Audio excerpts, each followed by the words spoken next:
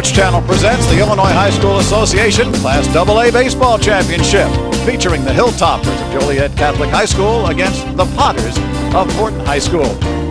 Welcome to Elfstrom Stadium, the Kane County Event Center, normally home of the Kane County Cougars. Tonight, it's the setting for the Illinois Class 2A Baseball Championship. Hello again, everybody.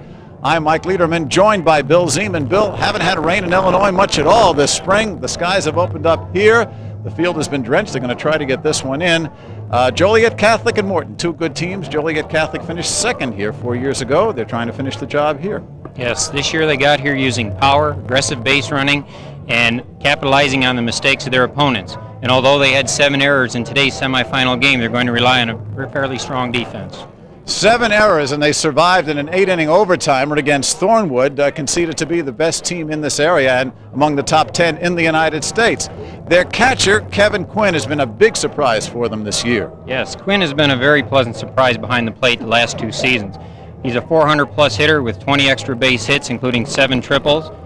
Earlier today in the semifinal, he was 3 of 5, including the game-winning hit. Morton was here 10 years ago, and Mike McDonald, the coach now, as he was the coach then, and he is looking to become the first coach, really the first school to be able to have more than one title since they split Class A and AA back in 1978. This is a team that certainly is prepared for this game. Yes, they are. They're very similar to the 1984 team. They got here with great offense, 21 hits in 2 games, the big inning, an 8-run and a 9-run inning, and great pitching. They knocked off Public League champion Lane to get to the finals, and they have a fine backstop too in Dominic Ropa. Now Ropa is a 380 hitter. He has 6 doubles, 4 triples, and a home run. He calls his own game, and he's tough to steal on. He has a cannon of an arm and prides himself on throwing out would-be base sealers. Okay, the Bugs are out. The rain has scared them up. We hope the rain is through for the evening. We'll be back with the starting lineups in just a minute.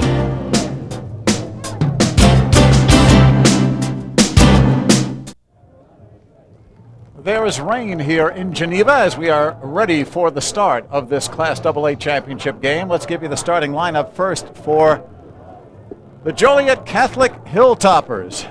They are the visiting team this evening. John Fiddler in center. Joel Felix, second baseman. Mike Sopko, the right fielder, batting third. Kevin Quinn, the catcher, in a cleanup spot. Joe O'Brien at third.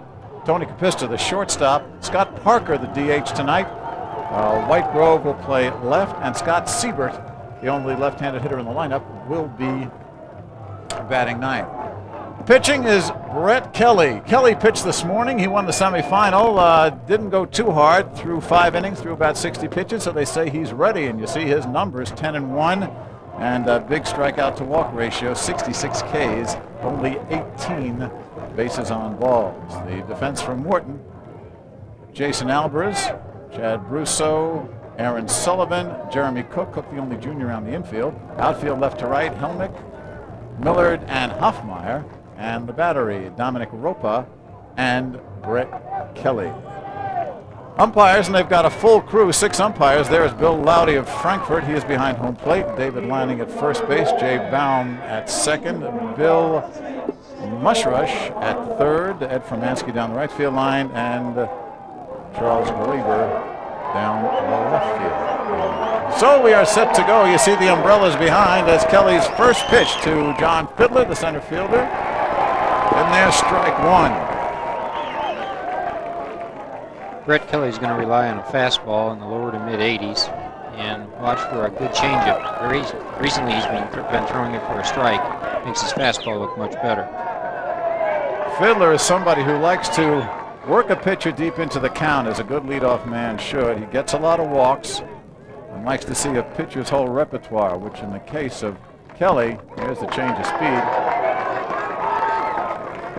And it's 2-1.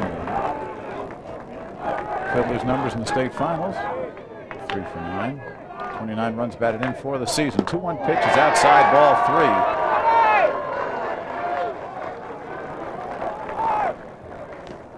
Brett Kelly will admit he has an average curveball, but the changeup is what he uses for the off speed. Here's the 3-1 pitch.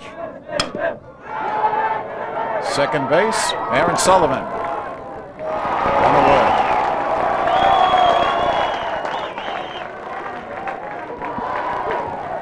Here's the weather situation. Temperature 70 degrees. They say intermittent showers, and that wind from the southwest is blowing out toward left field. And we've had showers before, and it's just about stopping now, and they're hopeful that we're going to be able to get this one in with a minimum of interruption. Joel Fearless, the second baseman, takes a strike. 5'10" senior, batting .389 for the season. Had a rough tournament so far, only 1 for 9. And Kelly's in there 0-2. Fearless also likes to work the count. Right now he's in the hole, the 0-2. Off speed down the right field line, and that will go foul into the Joliet Catholic bullpen. Count holds. We saw Kelly on the 0-2 pitch through a curveball. I think he was looking more at the inside half of that plate. Big gap in right center. Again, the 0-2. Good eye right there. Tough pitch to take at 0-2. Definitely. Two strikes on you.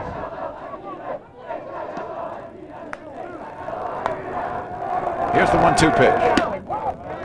Counts even now, 2-2. On deck, Mike Sopko, the right fielder.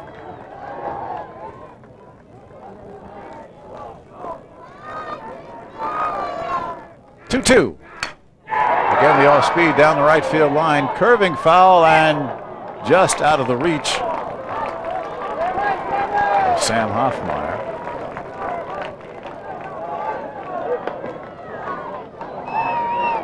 They're playing Joel to swing late against Kelly. Center fielder playing a step over toward the first base side of second base. Hoffmeyer's probably, 30 feet off the line. Again, the off-speed pitch. Up high, counts full, 3-2.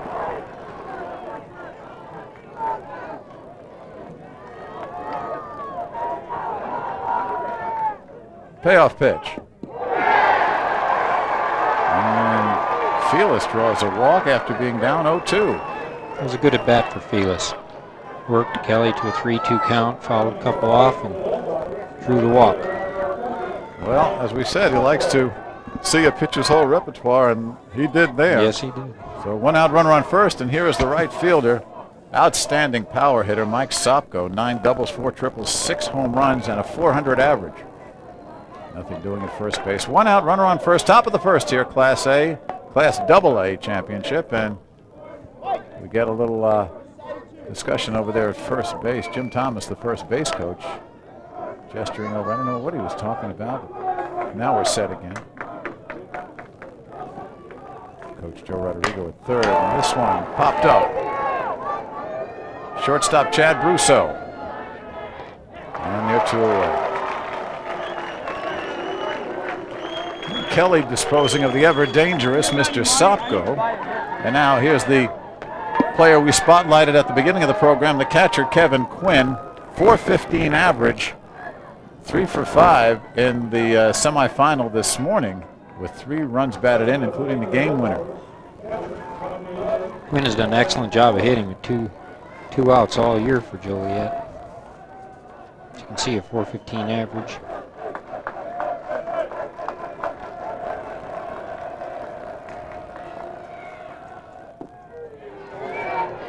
Taking strike 1.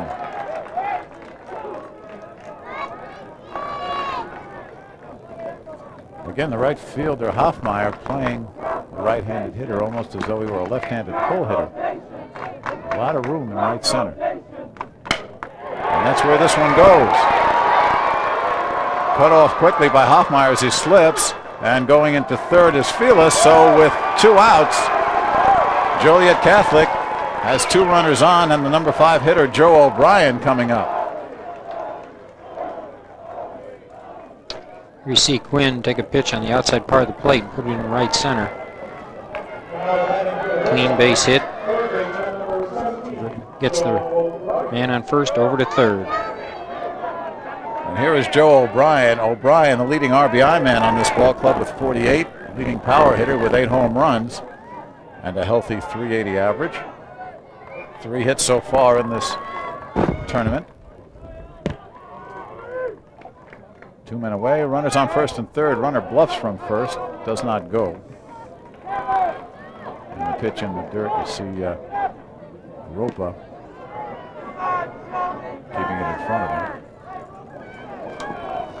Kelly starting off the middle of the lineup hitters with off-speed, either changeups or curveballs, respecting their fastball hitting ability. 1-0 pitch. This one headed for the gap, and this is going to do some damage. 1 run is in. Coming around third base, heading to score is Kevin Quinn, and into second. Here comes the throw. Cut off, and Joliet Catholic on the board with 2 here in the first inning with 2 out.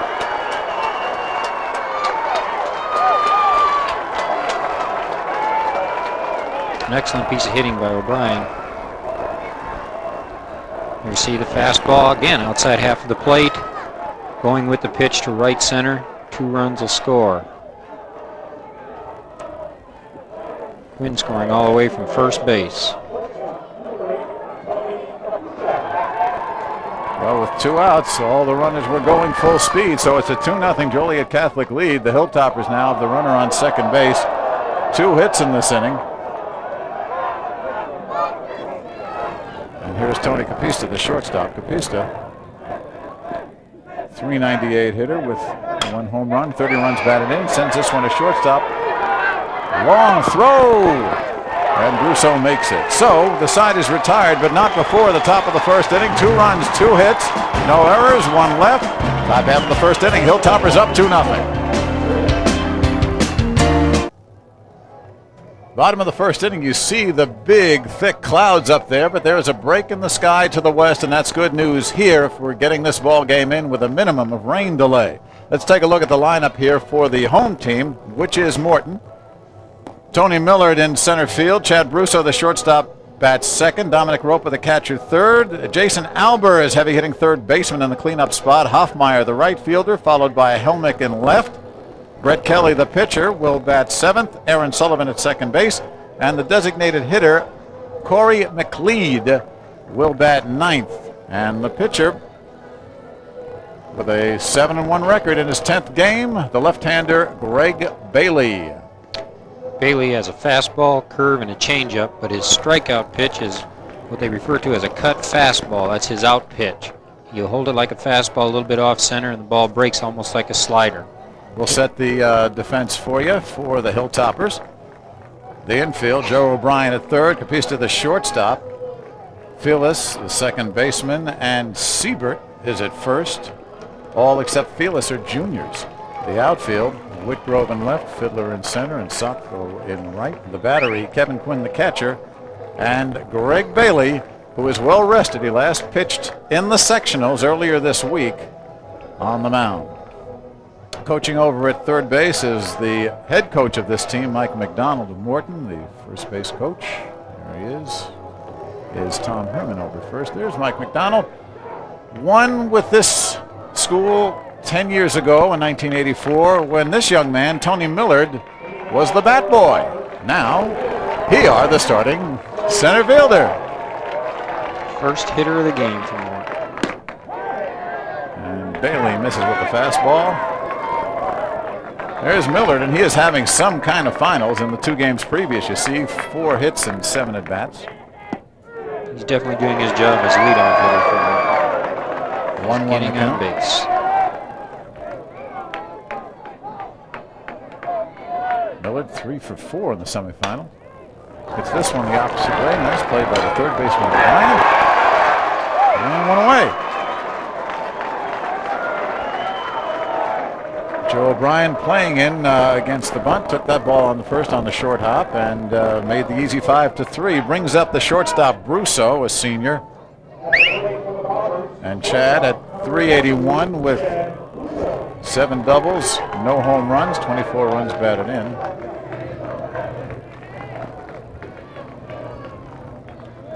A very cool, calm, and collected player. Baltimore chop over the infield. Hustling is Capista. And 2 infield bouncers, 2 outs. Morton going after pitches early in the count, making things easy for Bailey. Also making it easy on the infielders, or easier, the fact that this infield is in very good shape and the bounces are true, unlike a lot of the high school fields, Bill, as you know well. That's a fact. It could be somewhat of, as we say, dicey. Yes. Dominic Roper, the catcher, sends this one up the middle.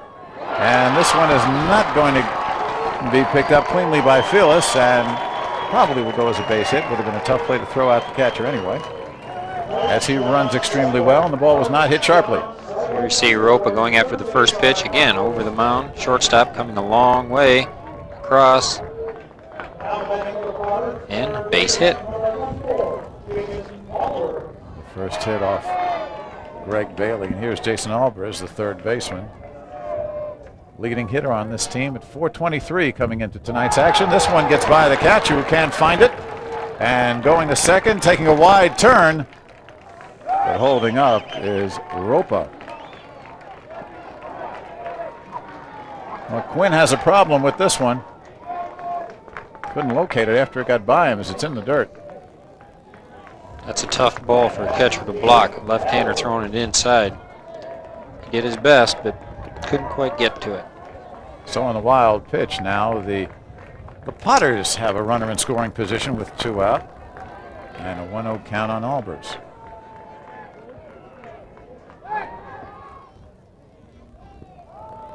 Fearless sneaking in behind the runner. Albers is a very disciplined hitter. Really knows how to work the pitchers to get the pitch he likes to see. Here's the 1-0. Again in the dirt. 2-0 the count. Albers led this team in batting as a sophomore, did not have a good junior season. He has come back stronger than ever here as a senior, and you can see those .423 numbers make Mike McDonald very, very happy. Pitches in there. 2-1. On deck, the right fielder, Sam Hoffmeyer.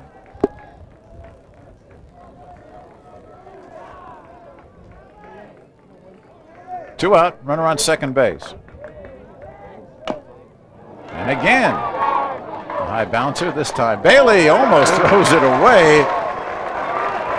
But Scott Siebert is there to make the play, so no runs, a hit, 1 left after 1. Joliet Catholic, 2, Morton nothing. The rain is stopping, the wind is starting, and the broadcast rights to tonight's state final have been granted to Sports Channel by the Illinois High School Association. Any retransmission or rebroadcast of this event without the written consent of the IHSA and Sports Channel is prohibited. Lights are on at dusk here. And Brett Kelly touched up for a couple of runs in the first inning. Will face the 7, 8, and 9 hitters in the Hilltoppers lineup. Parker, Whitgrove, and Scott Siebert. Scott Parker will lead it off. 6'3", 220-pound designated hitter and a .273 average. You look at that picture there, and Parker is about the only player that Kelly isn't dwarfing out there. Kelly at 6'7", 250.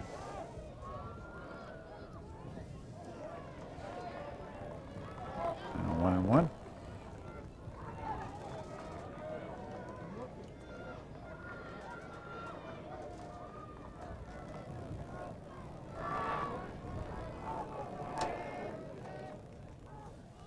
One pitch in the dirt, 2-1.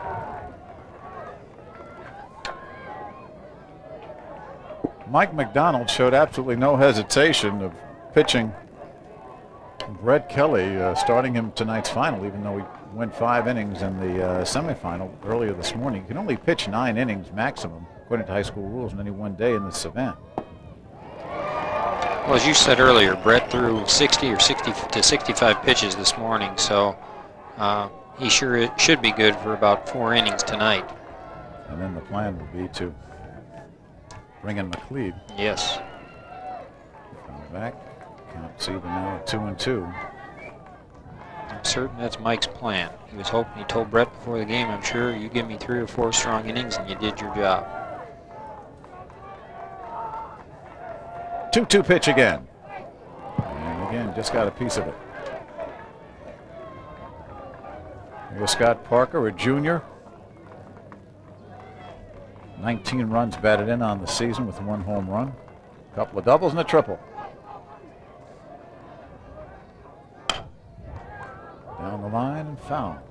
Kelly's working him on the inside half of the plate. Parker's doing a nice job fouling the ball off and waiting for his pitch out over the center.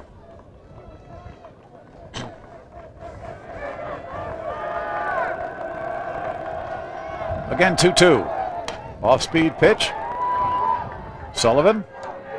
One away.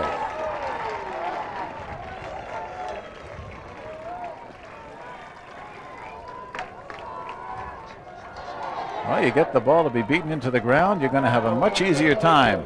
The ball's been carrying out of here a little bit as the wind has been blowing out toward the fence. The wind's picking up a little bit, too.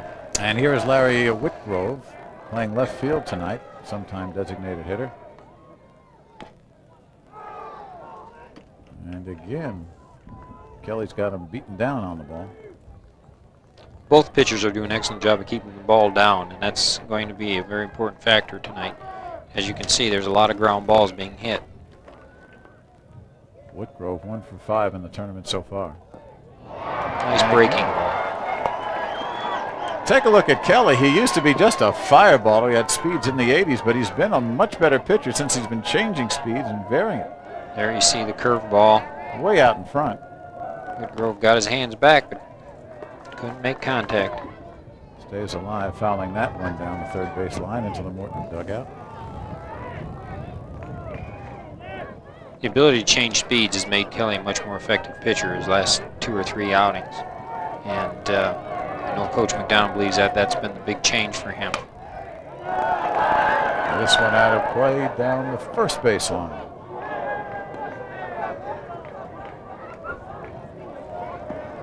When you get to this level of competition, a fastball, if that's all you have, is just not going to be enough. Whitgrove hanging in there. He's a sophomore. Just came up for the end of the year in the playoffs. And the ball swung and missed. They're going to have to make a play at first base. And nicely done. Ropa to Jeremy Cook, the first baseman. Ropa showed that strong arm on that play that we talked about pregame. Here you see the throw. He went a long way from home plate and threw a strike to the first baseman. Excellent play by Ropa. First strikeout for Kelly. 2 up, 2 down, and here is Scott Siebert. Siebert, the first baseman. With all that gear on, people need to appreciate what it takes to get down that line like that and make that long throw. Ropa, again, a real leader behind the plate, and that's one of the major strengths of this team. Calls his own game. And throws out base runners as well. Comes with the fastball and right to first baseman Cook. So an easy inning for the Potters and for Brett Kelly. 3 up, 3 down, and a 1.5, 2-0 Joliet Catholic.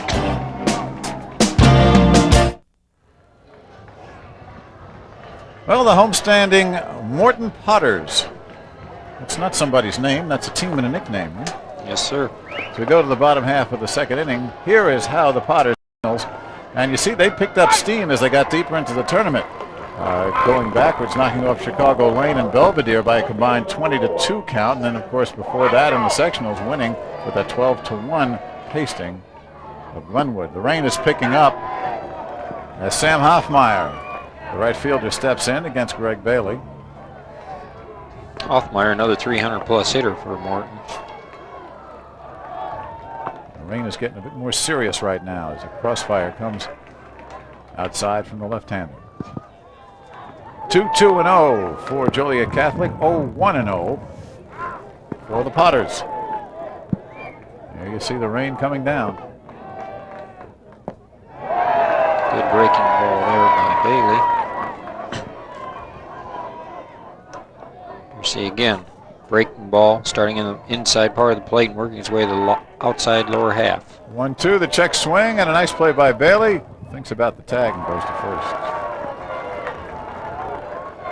Check swing. Appeared to get fooled on the pitch.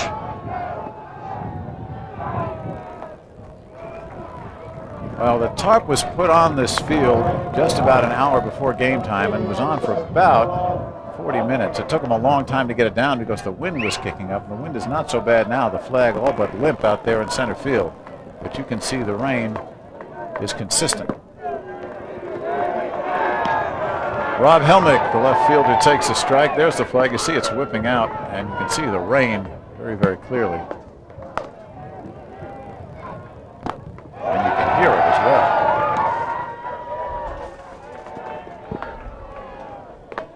Bailey's strength so far today has been getting ahead of the hitters.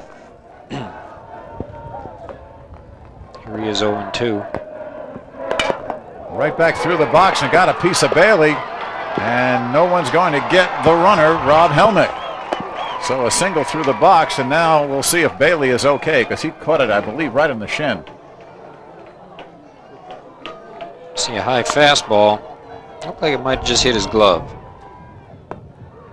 I bet Bailey wishes he had that pitch back 0-2 and then putting a fastball. I'm sure he wanted to get it about another 8 inches higher than that. Well, it doesn't seem to have caused him any but psychological damage right now. And here is the pitcher, Brett Kelly, who hits for himself.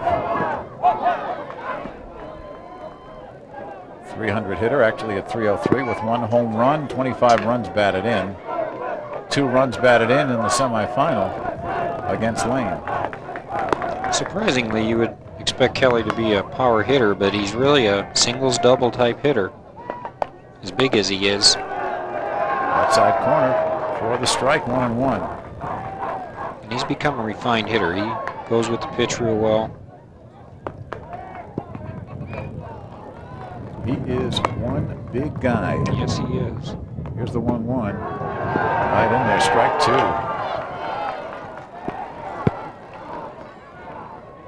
I believe he'll be playing football at Western next year. 1-2 pitch. Runner does not go, and he's called out on strikes. First strikeout for Greg Bailey, getting his opposite number, Kelly. You see Kelly get fooled by the pitch.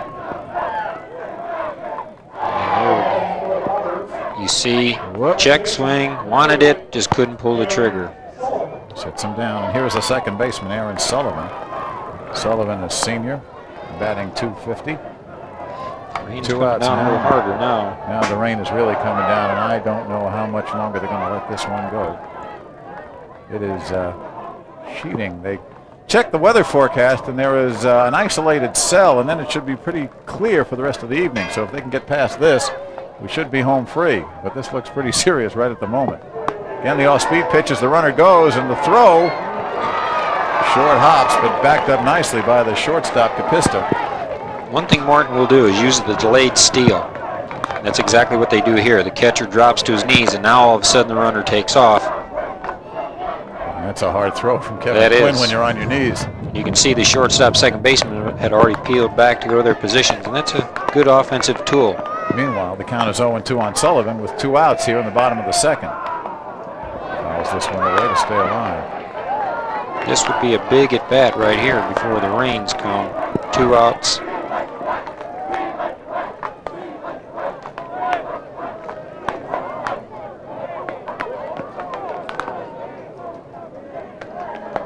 No balls, 2 strikes, 2 outs, runner on second base. Morton at bat, trailing 2-0 here in the bottom of the second inning. Bailey the pitch. Inside, 1-2.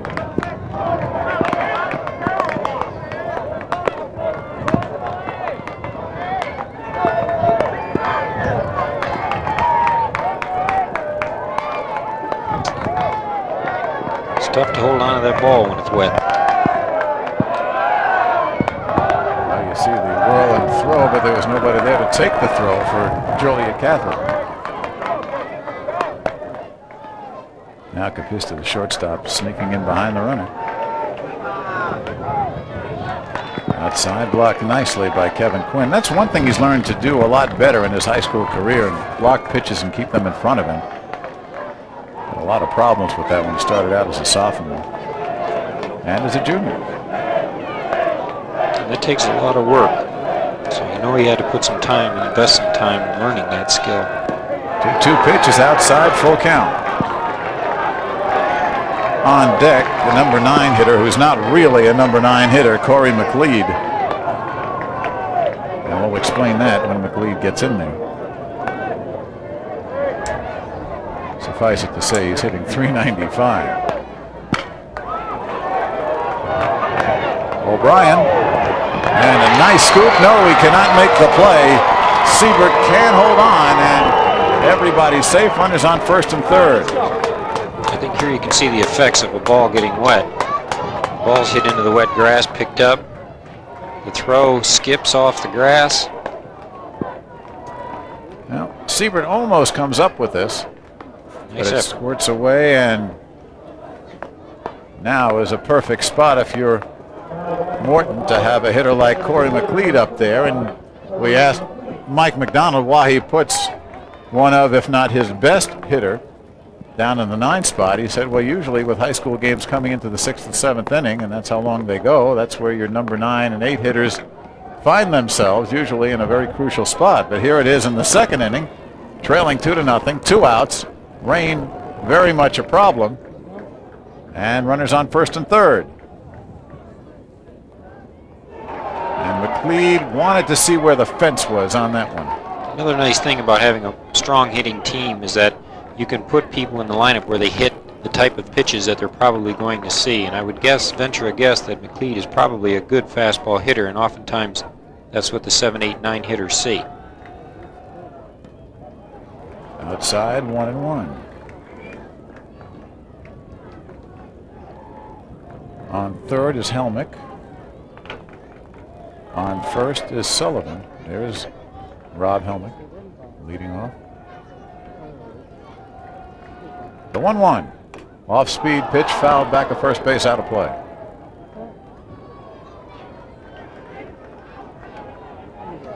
McLeod only a junior. There are his numbers for the 2 previous games of the finals.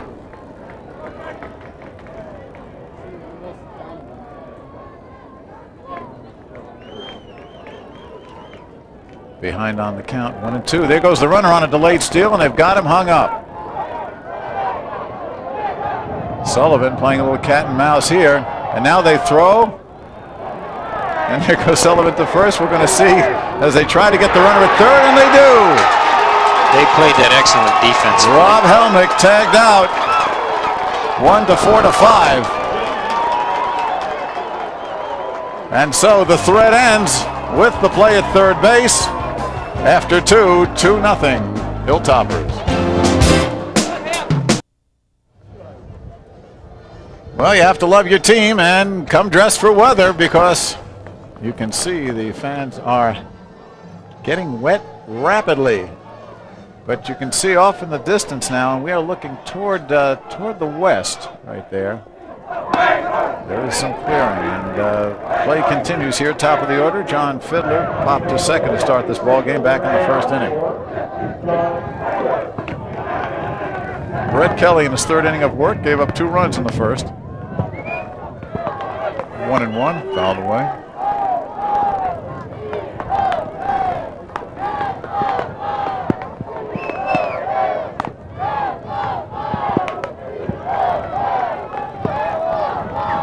And the off-speed pitch fouled out. 1-2. And the rain is getting serious again. See, Morton has McLeod warming up in the bullpen. Check swing, and see what the call is. Hitter check swing, try to get out of the box. See what Bill Laudy is saying here. Guess he's saying he didn't hit the ball. He didn't go. And he's talking to Mike McDonald, who wants an explanation. Very politely, of course. Very politely. Oh, yeah. 1 ball, 2 strikes. Again, the off-speed pitch down low. The drainage on this field is good, comparatively speaking, of course. It's going to have to be. And here is, see what Bill Laudy is saying. Unless I think he's working on the count.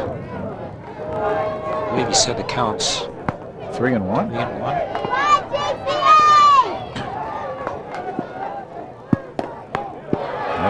All 4. Second walk given up by Kelly, and the first one got him in trouble, came around to score. And we're going to see what Mike McDonald is still questioning the count right here, asking if there was a swing, I guess. They're talking to the first base umpire as to whether Fiddler went around. But apparently not, even though the scoreboard showed 1 and 2, but really 2 and 1, then 3 and 1 on the walk. Here's Joel Phillips. He took a walk back in the first, later came around to score on a big double by O'Brien. Strike one. Phillips squared as if he was going to sacrifice bunt, and pulled back on the strike. These two are your prototype number 1 and 2 hitters. Again, as we told you, they like to work the count. Here comes the first baseman in, Cook, and the ball was bunted at and missed. 0-2. So now both first and third basemen retreat.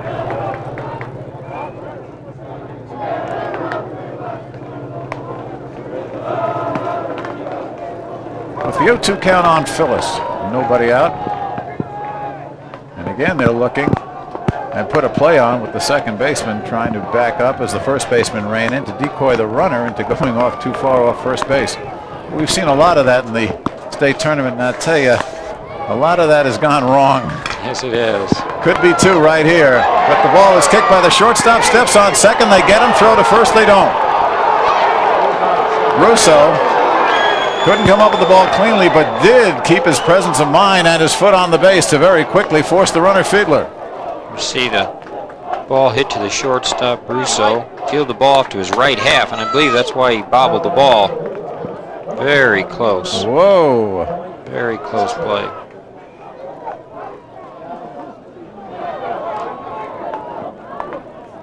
So on the force out, Felix now at first base with 1 out, and here's Sopko, and this one goes wild to the screen, and Felix easily into second, may try for third. Ropa asking for time. Kelly asking for a dry baseball. And here comes Mike McDonald with the Rosenbach. Guess this one just plain gets away. Yes, it did. Lost the grip on it. Sopko, 400 hitter, popped to short in the first inning. 37 runs batted in on the season. 1 out. Now the runner on second. On the wild pitch. And Sopko sends this one behind home plate, and not enough room for the Roper.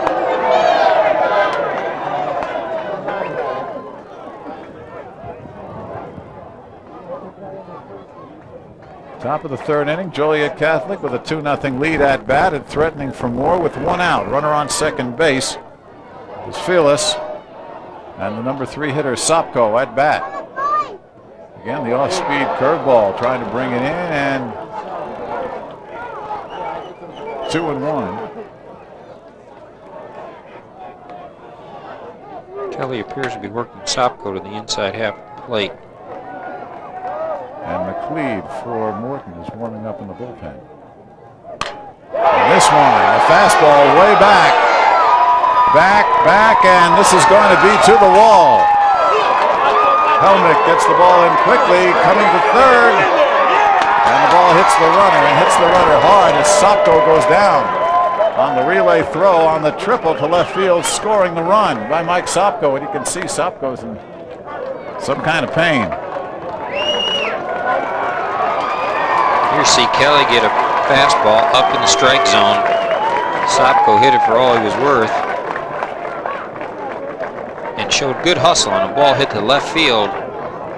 Legs out a triple. Well, Sopko, if anyone follows prep football, we know a lot of you do. Outstanding running back for Joliet Catholic the past few seasons. Played on the championship in the championship game, runner-up to Wheaton Warrenville South 2 years ago. He is already going to where? Western Kentucky? He's headed out there. So he's got a lot of speed and a lot of strength, and now he's on first base with 1 out. Infield is up.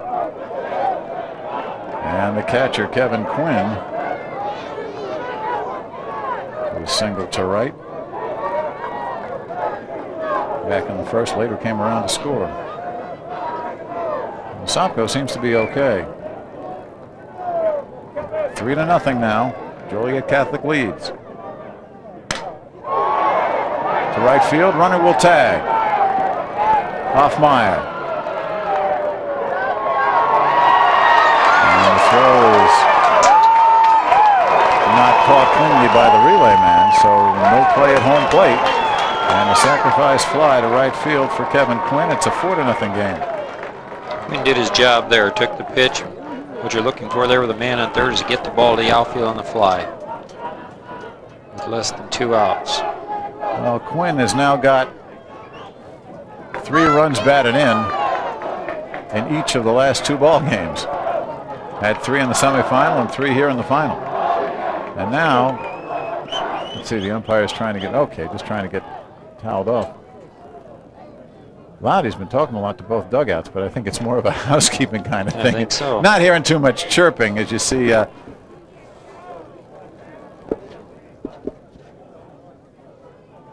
Rodiguero there. In his 5th year. There we go. Got to see the plate. Tidying call it up. the pitches, boy. Nice. We'll take a look at how Joliet Catholic got here, and the big noise, of course, after the 4-1 win at O'Fallon against O'Fallon in the first game in the championships. Thornwood, 7-6, an 8-inning ball game, despite 7 errors by the Hilltoppers. They had the lead, lost it, came back, and won it in the 8th inning on a single by Kevin Quinn with 2 outs. And here is O'Brien. He hit that double, and this one's headed in the same direction. And this one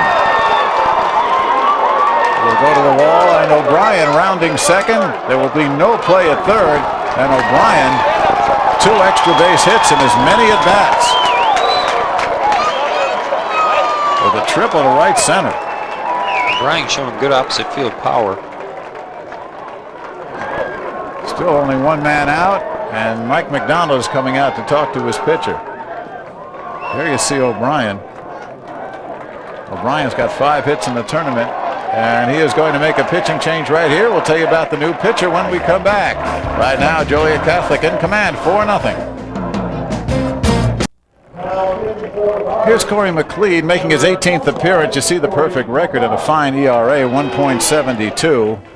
He gives up a lot of walks, but his coach says it's not that he has bad control. He's got to be too fine, or tries to be too fine. He cannot afford to be here. Meanwhile, Brett Kelly goes over to first base, where he plays when he does not pitch.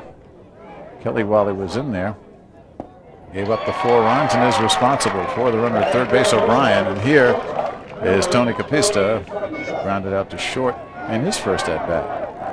2 outs, runner on third base. Joliet Catholic with a 4-0 lead here in the top of the 3rd inning. McLeod primarily relies on his fastball, although he can throw a curve and does have a pretty fair changeup.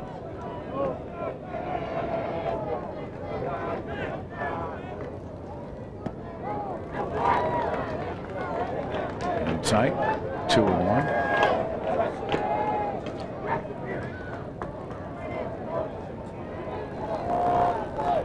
Two-one pitch. This could be trouble. Coming on quickly in right field and has a bound in front of him is Hoffmeyer. The run scores is 5-0.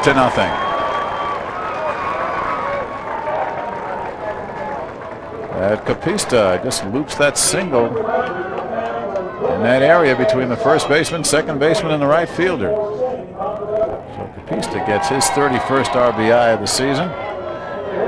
That closes the book on Kelly. That run will be Mr. Kelly's ERA.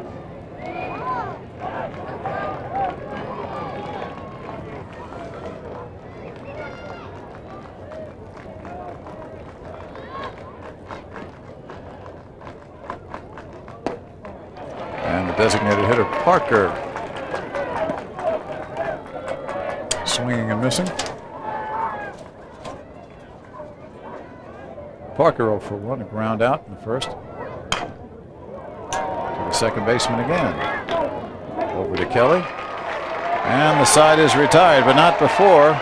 3 runs, 3 hits. There was a walk, no errors. 1 man left. 2.5 gone now. Joliet Catholic building a lead. It's 5-0. Now the crowd is trying to dry out a bit, and Joliet Catholic is heating up. 3 more in the top of this inning, make it a 5-0 lead over Morton. I'd like to tell you our next Illinois High School Association Championship to be seen on Sports Channel, a replay of the boys volleyball finals Tuesday at 9. So tune in, watch them spike, dunk, and dink, and kill, and play some volleyball. Okay. All right. I'm Mike Lederman along with Bill Zeman. Hope you're enjoying this one. The rain, just a bare wisp right now, as opposed to the downpour we had earlier. Here's Corey McLeod, the designated hitter, and now the pitcher from Morton facing Greg Bailey. Morton needs to throw Bailey off his rhythm here. Momentum needs to be switched if Morton wants to get back in this ball game. McLeod, you remember, was at bat when Morton tried to put the delayed double steal on first and third, and Rob Helmick was trapped off third base, killing the rally with 2 out. 1-1 pitch. Off-speed pitch, and McLeod out in front. Here you see a straight change. McLeod out ahead of it. Good pitch. 1-2. Again off speed. This one's going to be a tough play for the third baseman, who won't be able to make it. A hit. Once it went over the pitcher's head, that ball was good for a hit, the way the infield is slowing things up tonight. Here again, pitch on the inner half of the plate. High hopper. Ryan makes a nice effort, but can't quite get to it. That's a tough play to make, moving hard to your left. So hit number 3 off Bailey, all of them the infield variety, and that brings up the leadoff man, Millard, who lays down a nice bunt, and O'Brien makes a strong throw to first.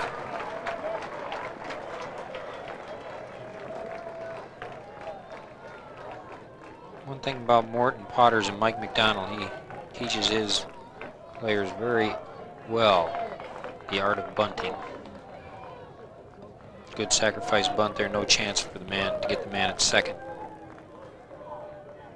So McLeod goes on to second base, 1 away, and the shortstop, there's Chad Russo, as you see the runner McLeod on second. Russo grounded out to short his first time. This one goes down the right field line and into the seats.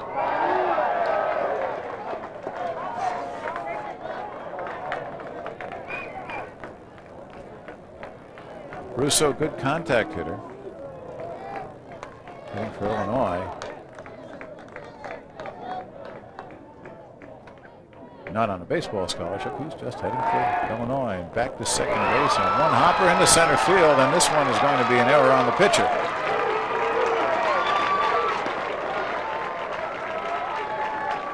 On the attempted pickoff. I tell you, Bill, we have seen so many of these pickoffs and rundowns go awry. Yes, we have.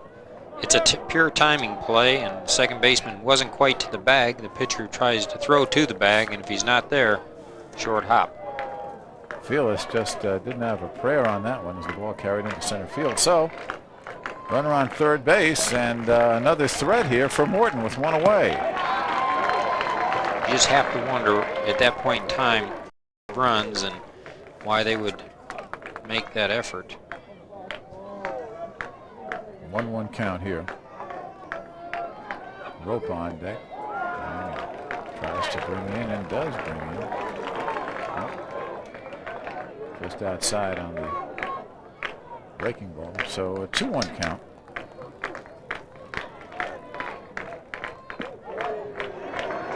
And 2-2.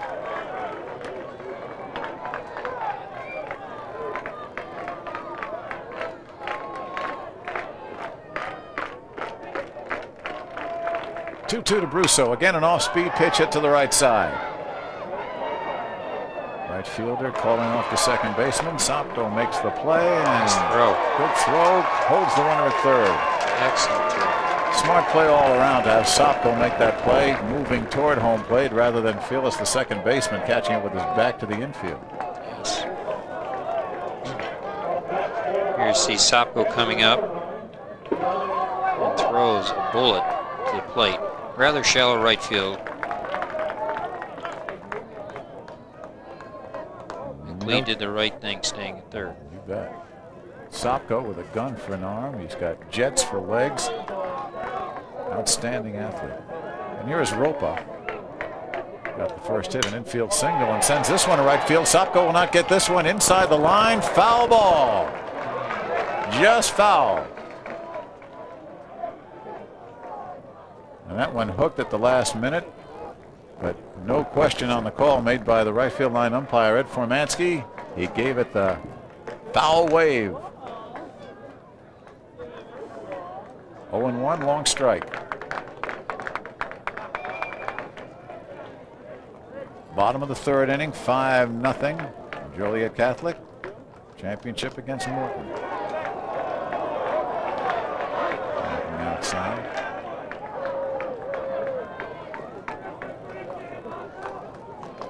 Bailey's throwing a lot of curveballs.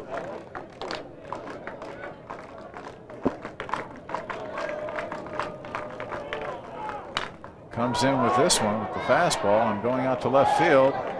Hustling along and not quite making the play, but a great effort over there by Whitgrove. Sophomore had to come a long way. He was playing him toward left center.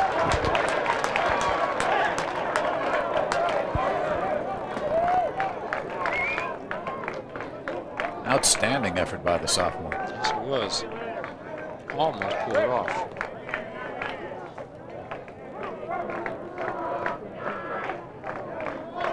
So Ropa has fit foul balls to either side of the outfield. And again, the 1-2 pitch coming. Straight fastball on this one. Hot shot right over the Morton dugout. Ropa showed his bat speed there. That ball was up in on his hands, and he got the barrel around out front. Pulled the ball hard.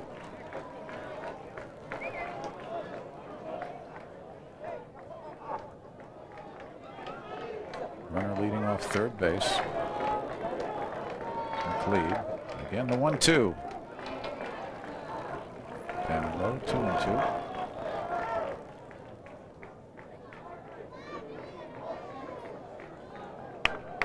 The field appears to be drying off very nicely after the rain.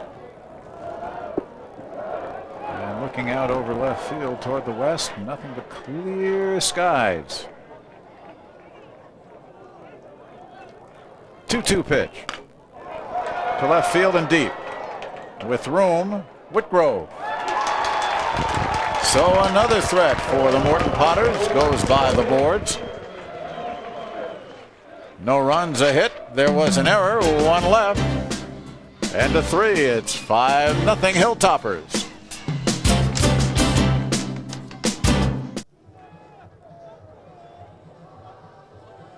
The skies are clearing. Nice puffy clouds, not those angry black rain clouds we saw before. But right now, Joliet Catholic is rolling along here. After 3, a 5-0 lead. And Corey McLeod in relief of Brett Kelly. Deals it to Larry Whitgrove. Whitgrove struck out back in the second inning.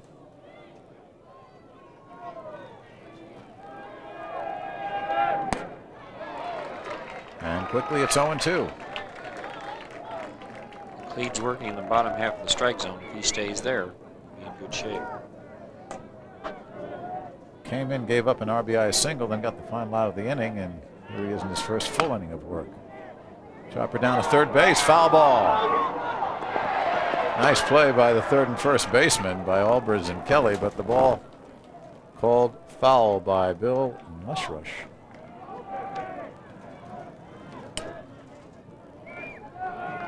And just across the line. Strong arm. Yeah, good look at Albers' arm. And nice scoop by the 6'7" first baseman. Big target. Count holds at 0-2. Right on the outside corner. Beautiful pitch. And he's out of there. Second time Whitgrove has gone out on strikes. This time looking. Here you see a fastball just catches the outside part of the plate. Ooh. Nice strikeout pitch. The sophomore couldn't pull the trigger. So he has a seat, and here is the number 9 hitter, Scott Siebert. Grounded out to first base unassisted. And he takes fastball down low, ball 1.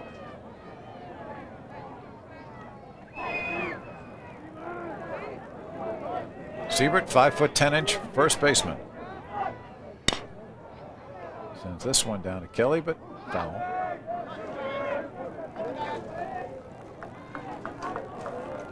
Joliet Catholic coming up with 2 in the first, 3 in the third. And it's 5-0 right here. Morton has threatened in every inning, but has not been able to score. 1-1. Up high, ball 2.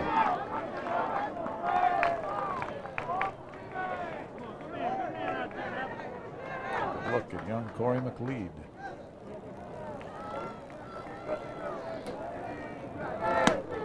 Two-one pitch on the outside corner.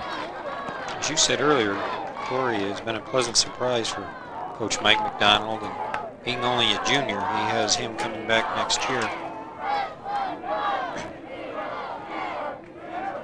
No action in either bullpen right now. 2-2 pitch. Into the dirt, ball 3. He'd reach back for a little bit extra on that one. And the umpire, Bill Lowdy, is going to be reaching back for a lot more baseballs. They're going through them tonight because of all the wet turf and slick grass.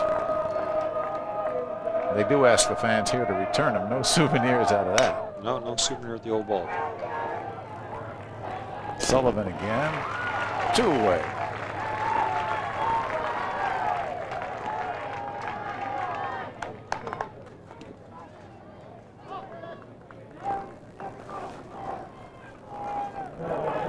Bring up the leadoff batter, John Fiddler, for his turn at bat. 0 for 1 with a walk. First time up against McLeod.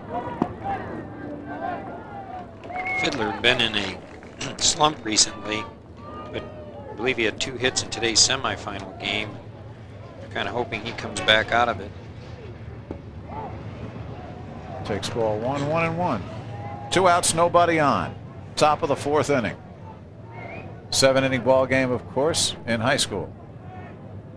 Here's the 1-1. Up high, ball 2. He dropped his arm down on that one a little bit. Got a little underneath the ball. Ropa giving him the signal to bring the ball down in the strike zone. This one tagged to left field. Helmick. And a 1-2-3 inning for Corey McLeod. So, nothing across. Go to the bottom of the 4th. Morton seeing if he can get off the schneid, trailing 5-0.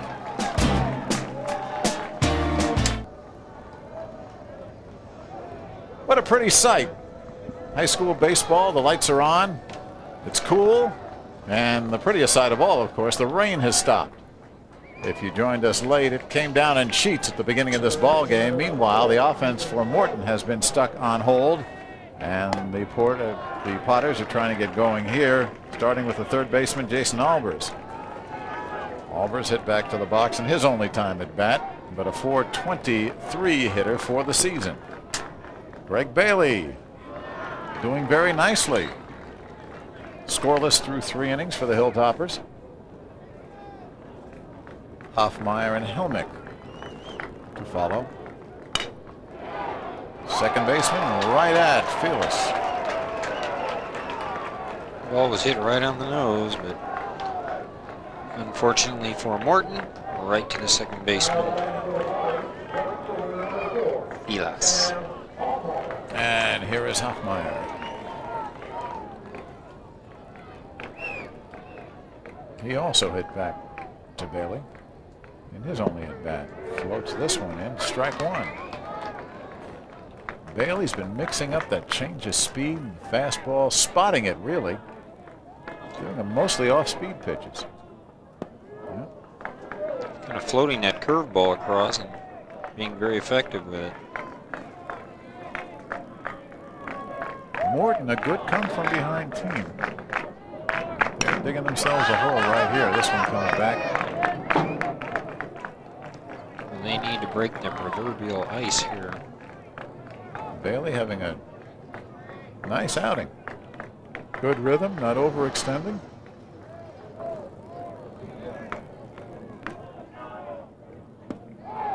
Comes with the fastball inside, 2-2. He does have the appearance of a relaxed pitcher, and that's very important. You look at this Joliet team, the top 3 pitchers are all juniors. Yes. And there again, the off-speed pitch gets him. Strikeout number 2. Here again, you see Bailey reaching out. Another nice curveball. Hoffmeyer can't connect with it. Throws his hips out. And the good news, especially for Joliet Catholic, you see that graphic, no walks along with the 2 strikeouts. Here's Helmick. Helmick got an infield single that went off the foot of Bailey. Got as far as third and then got cut down in that delayed double steal that ended the rally. And this one hit to left field, but with plenty of room, Whitgrove is there. And fast work again for Bailey. 3 up and 3 down now. We're through 4, and it's still 5-0 for Joliet Catholic.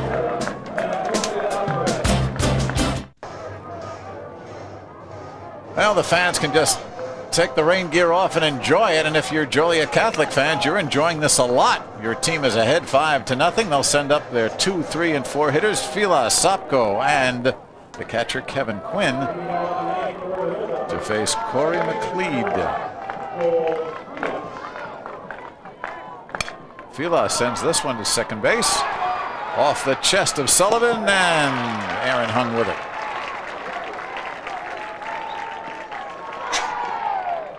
Well, in many cases, having a strong chest is equally as important as having fast hands. Here you see Felis taking an inside pitch, inside-out swing. Sullivan did a nice job of sticking with the ball, and good strong throw to first. Sopko hit a big triple his last time up to the left field wall. Drove in a run. He later came around to score on a sacrifice fly.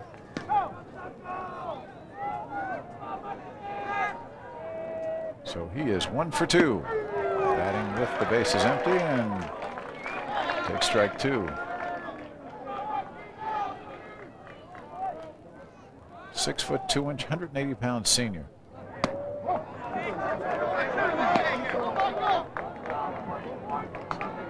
Will play Division I football next fall.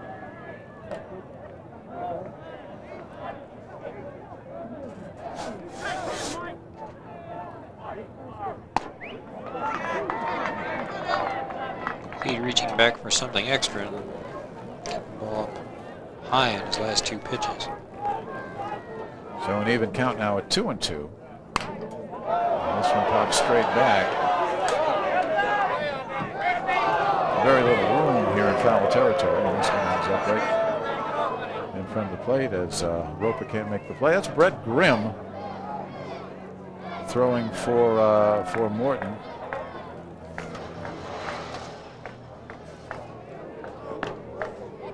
Grimm, a junior, 5'10", 140-pounder. Sopko, a hard shot to short again. Played off his chest, and a quick throw doesn't get there. Russo had that ball in front of him, but with Sopko's speed, he knew he had to make a fast throw and couldn't get the speedy Sopko. Boom. You can't afford to bobble the ball with Sopko going down the line. Call that one an E6, and the first error for Morton. Puts the runner on first with 1 out, and here is Quinn, the catcher. 1 for 1. Single and a sacrifice fly.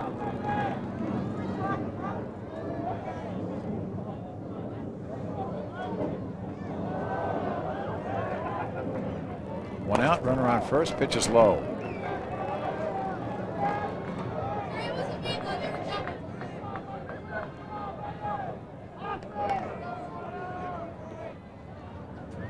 Well, that is some middle of the order. It is. Zila, Sopko, Quinn, and Bryan. And this one is hit into left field, falls in for a base hit, and gets by the left fielder.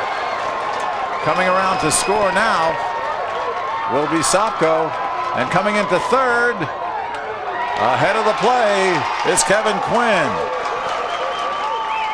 Helmick had the ball skip by him for the error after the base hit. 2 plays, 2 errors, and a run. It's a solid single as you see Sopko on the delayed takeoff here. It's like Helmick just overruns the ball. Sopko scoring all the way from first. So it scored as a single and an E7. And that brings in the 6th run.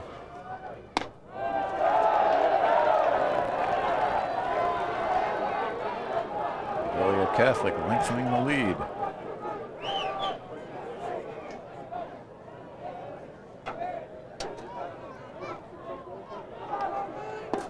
O'Brien takes this one inside. McLeod is going to have to get his concentration back here. He cannot afford to let that runner on third score. Only one out. Infield plays it up tight, and this one goes inside the line.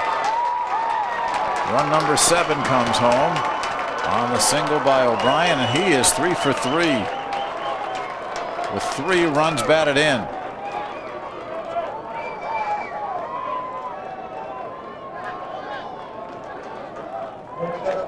Here McLeod throws a fastball the inside half of the plate. O'Brien goes with the pitch and puts it down the line.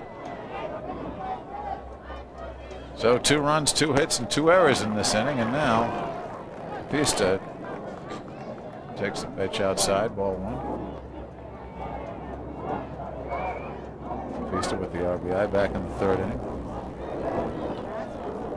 2 in the 1st, 3 in the 3rd, 2 here in the 5th for Joliet Catholic, and that has been the situation. As McLeod, who had been humming along since coming on in relief back in the 2nd inning, back in the 3rd, we should say, has had his defense let him down here and has been tagged for a couple of hits. 2-1 the count.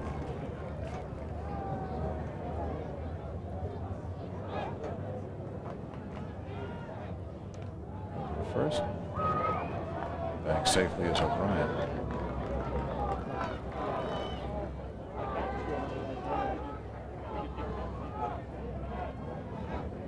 Again. He has a pretty quick move over to first. Look at those 2 through 6 slots: 390, 403, 415, 380, and 398 for Joliet Catholic. Great hitting stats. 2-1 pitch. Foul tip. I think it probably got a piece of Bill Loudy the way he's out. Wake up call. I think that was a trifecta. Got home plate, the catcher, and the umpire.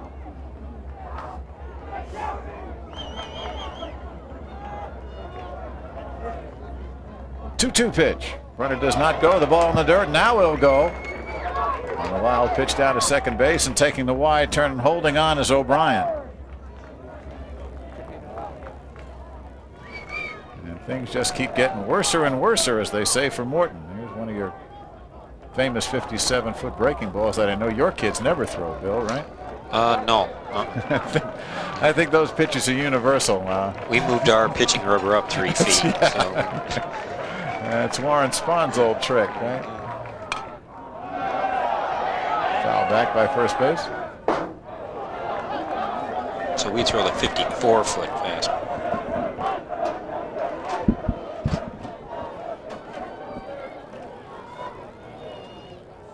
Three balls, 2 strikes. Runner off second. This one tagged to left field, curving foul, and down into the bullpen.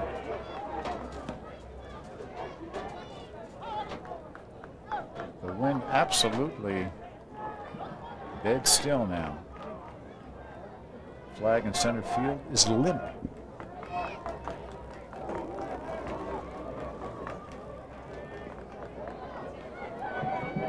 And if you don't believe me, there's the evidence. Again, the 3-2 pitch is sent into the left field grassy area where lots and lots of fans come for Kane County Cougars games. Boy, do they pack this place for the Cougars. They got a nice crowd here tonight down the right field line. Yes, they do. Again, the payoff pitch, and it's inside ball 4, and going on to third on another wild pitch is O'Brien. So now first and third with only one man out here for the Hilltoppers. Again, the pitch in the dirt. Ropa moves out to block it, but ball scoots away. Lead seems to have lost his focus and concentration right now. Hopefully for Coach McDonald and Morton Potters, he'll find it. Scott Parker, the DH. 2 at-bats, 2 groundouts to second base. First walk given up there by McLeod. 7-0 the score. The Hilltoppers with 2 in this inning have the commanding lead. Foul back by third base. 1-1. Parker's another big guy. 6'2", 220. Just a junior. Imagine when he grows up what he's going to look like. He'll be a big boy. There's some pretty big guys here. Yes.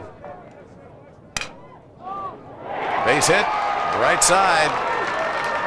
1 run is home. Coming into third on the ground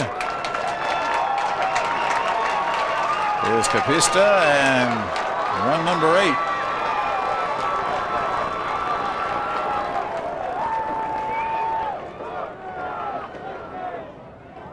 So scoring is O'Brien with the 8th run. There you see a fastball by McLeod in the inside part. Ball's hit right between first and second base. Run scores, 1 run first moves to third.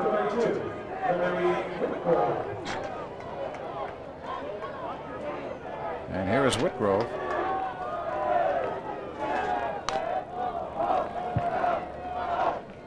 Whitgrove, one of the few batters tonight without a solid swing.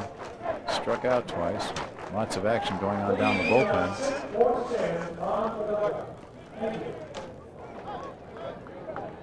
Only one man out. 8-0 the lead here in the top of the 5th inning.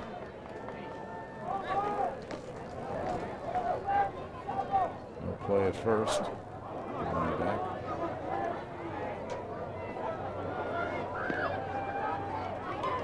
Eight and 2 for Joliet Catholic. Here's a ground ball. Nice play by the shortstop, trying to get the ball out of his glove. He does on the force out, as Brusso made a fine play to get the 1 out, and the run scores from third, Capisto. And here the it's a 9-run game. Ball is stung. Brusso makes an excellent diving catch to his left. Flips the ball to Sullivan, but the run scores. Parker forced at second, so Whitgrove is on at first. 2 outs now, and here is Scott Siebert. Here goes the runner to second. Throw is offline, but right there as the runner slid right into it. So Joliet Catholic perhaps going for the 10th run to try to end this game early. Has the runner thrown out at second. Whitgrove, meanwhile, they get 4 and they lead it 9-0.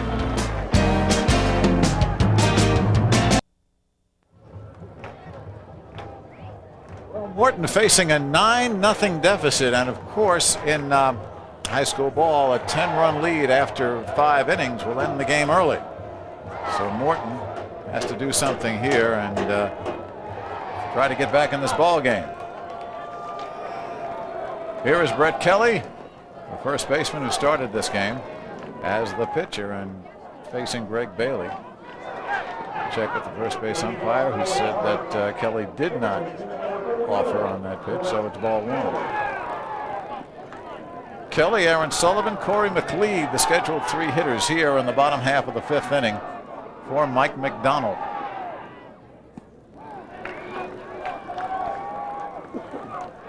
2-0 the count.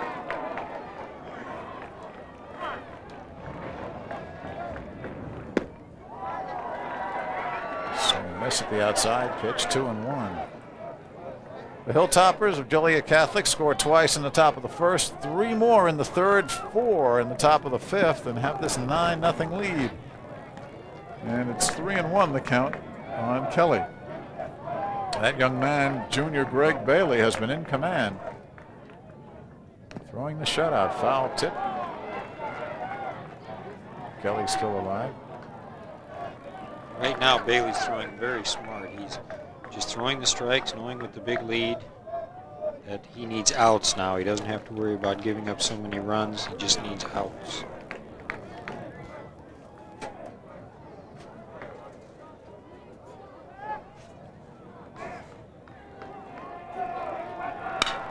This one is hit to left field. And coming on to make the play is Whitgrove. Now they're saying he trapped it, so I guess he didn't. Tough to see from out here. Let's see it on the replay. Made an excellent effort, a diving stop. Let's watch it closely. As he hit, the ball popped out of his glove. I guess you can't see as it went right behind the screen, but what a try. And now they're saying he is out. Yes, saying Kelly is out. So let's go back and say all those great things about the play of Whitgrove out there in left field without any apologies. What a outstanding diving play to his right. Remember, he's just a sophomore. Sullivan, the second baseman. Safe on an error, his only at bat.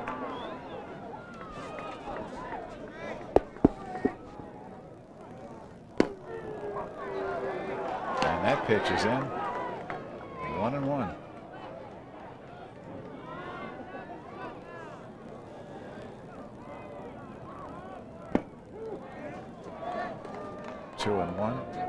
Joliet Catholic made 7 errors this morning in the semifinal against Thornwood, something you would doubt very much you can get away with against one of the best teams in the country, and yet had enough to win extra innings.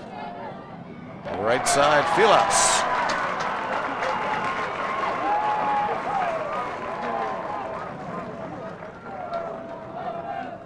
Two away, and here's McLeod.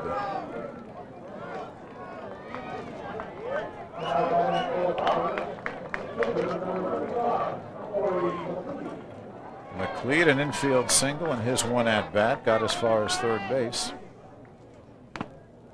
Fouls this one with the catcher's protector. Hard cut by McLeod.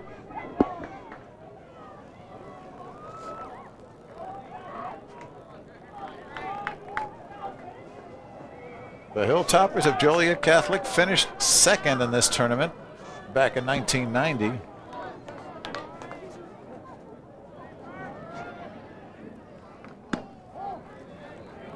First year for Coach Joe Redigero. Now in his 5th. He's just 2 innings away from the championship. Again, the off-speed pitch as we get a bolt of lightning over the left field foul pole. Draws some reaction from the crowd.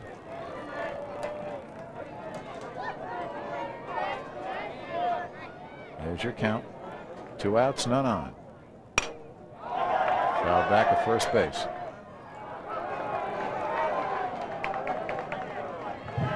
You can see the catcher Quinn looking into the dugout. He will get the call from the dugout. Pitching coach Leo Mahalik calls most of the pitches. Down the third base line, fair ball, could be extra bases. Taking the turn is McLeod. He'll go into second easily. And with 2 outs, down 9 runs, Corey McLeod with his second hit has second base all to himself right there.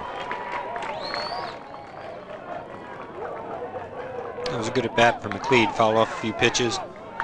Took the inside pitch down the line. Bailey had retired 8 in a row before that double down the line. Now he's got to deal with the top of the order. Tony Millard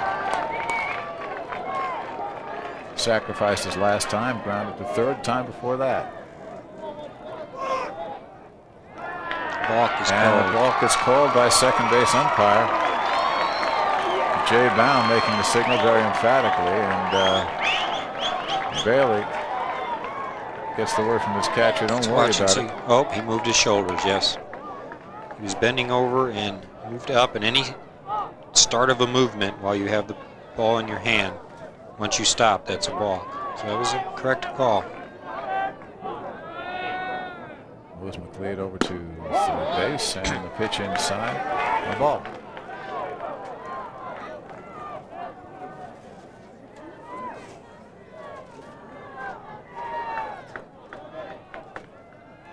One-0 pitch to first base, and it's a foul ball.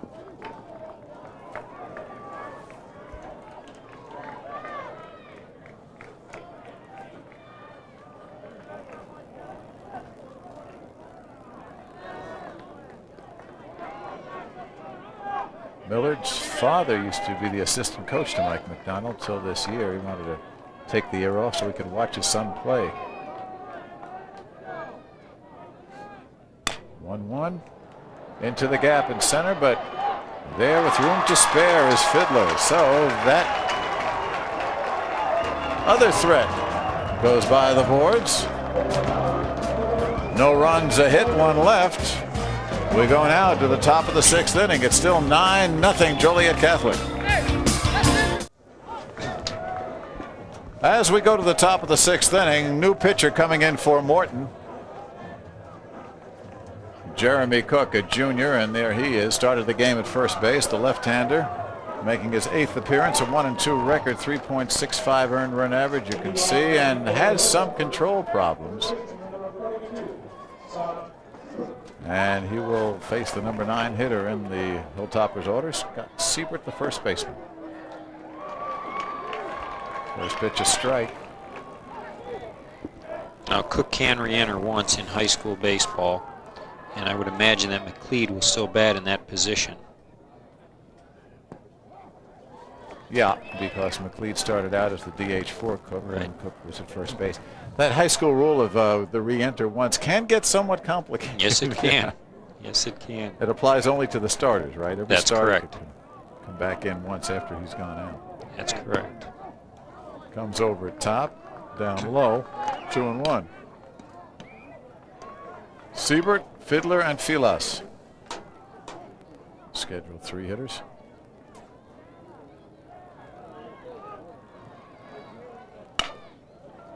Down the first base line, fair ball, and off Kelly. Taking a quick turn and bumping into Cook was the batter Siebert. Now goes a base hit. Here the ball goes right over the bag and off of Kelly's glove, but they scored as a hit. So Siebert opens the inning, the base hit. The center fielder, Fiddler. And coming in to run is Courtney Cox, often used in pinch running situations.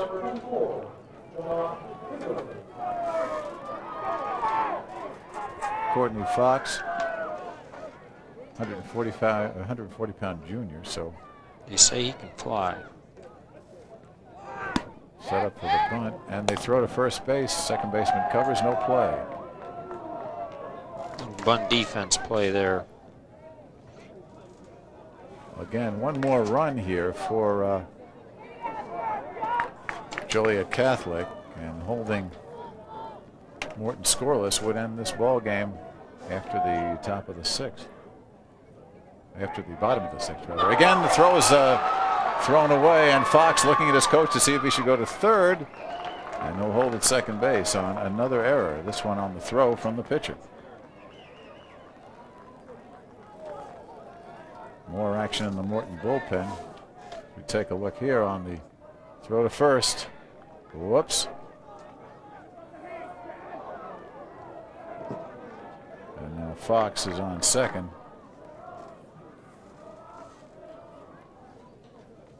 And there is Toby Finch throwing number 18. Still another pitcher for Morton. Up high 2-0 as Cook has come in and labored here in the 6th inning.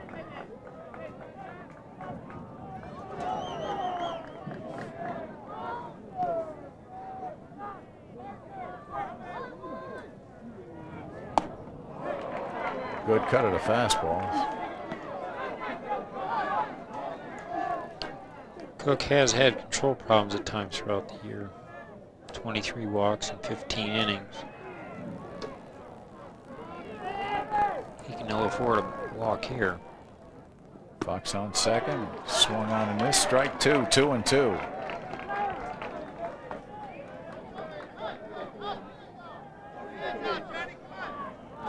Now Cook wants a little consultation with Ropa.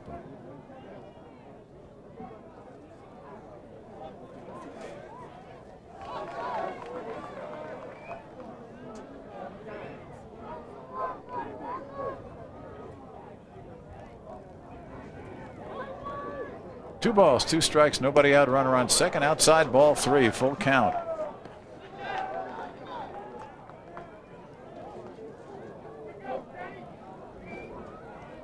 Finch continues to throw in the bullpen for the Potters. And the rain has returned. Rain and a little bit of a lightning display out there. Payoff pitch. Got him.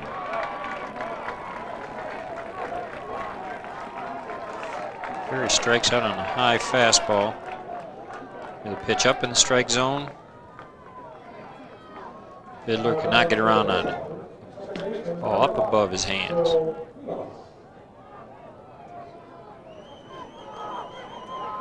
So here is Joel Filas, the second baseman. He scored a couple of runs. Has yet to get a hit.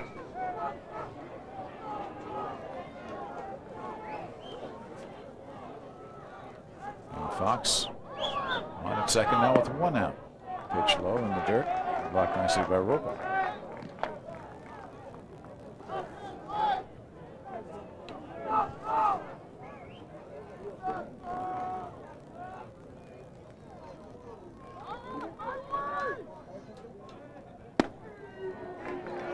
There's a strike. Good pitch in from Cook, who now seems to be getting a little more acclimated to what's going on out there on the mound.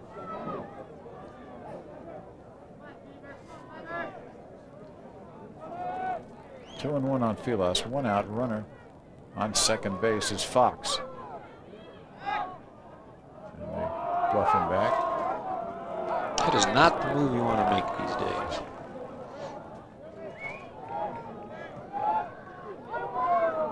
Lightning kicks up in center field now. Popped up behind first base and out of play.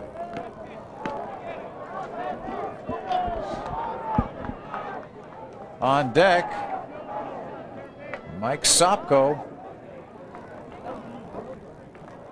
All he's done is go score 2 runs, have a big triple.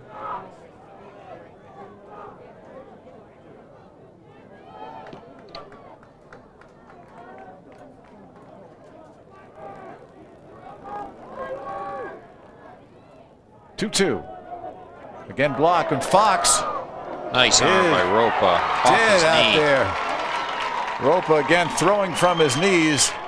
And Fox with a slight hesitation had the ball ahead of him in plenty of time. With the ball in the dirt, Ropa throws with his right knee down and throws out a fleet. Courtney Fox. Well, Carlton Fisk would like that. Pudge is here to throw out the first ball. He doesn't live too far from here, actually. And I'm sure would like to see a catcher make a play like that. There's one in the dirt for ball 4. And Filas gets a walk with 2 outs. That was a big play from Morton because it took the runner out of scoring position.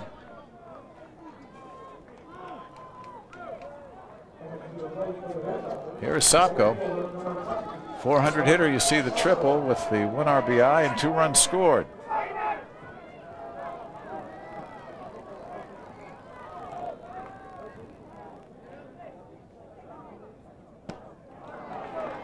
Reach for the outside pitch. I think everybody in the park knows what Mike wants to do. It's just pound it as high and as far as he can. Yes. Thunder rumbling off in the distance. He'd just as soon send everybody home early.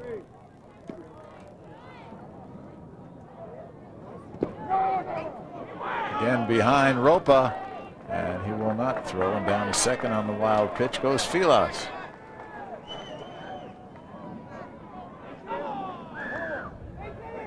Here again, you see the ball in the dirt. Ropa moving out.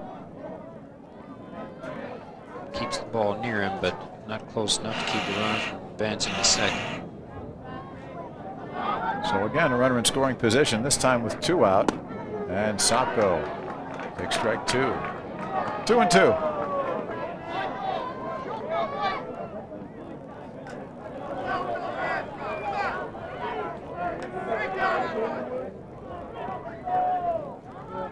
The rain resuming. Inside, ball 3.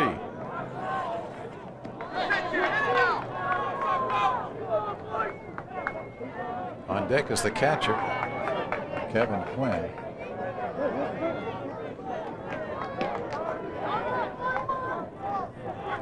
Three-one pitch, way inside.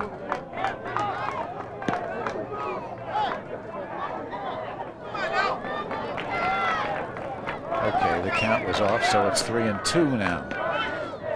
Count on the board was off. The umpire had it as 2-2. This, yeah. Here's the payoff pitch. Russo, strong throw, and that retires the side. So no runs, a hit. There was an error, runner left. We'll go to the bottom of the 6th now. It has been all Hilltoppers.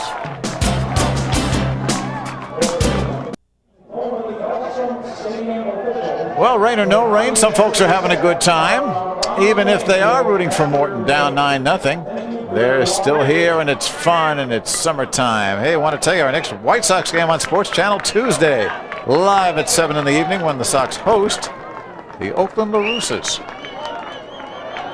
Struggling a little bit this year. And there is Scott Siebert over there at first base. He has had himself a nice day. He was pinch run for, but he can come back.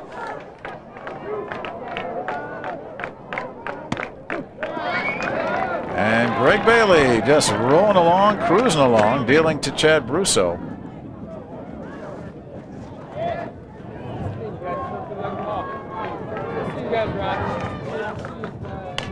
Brusso pops us straight up. And nice play, and almost overrunning it is Kevin Quinn. 1 away. That's a tough play in baseball right there.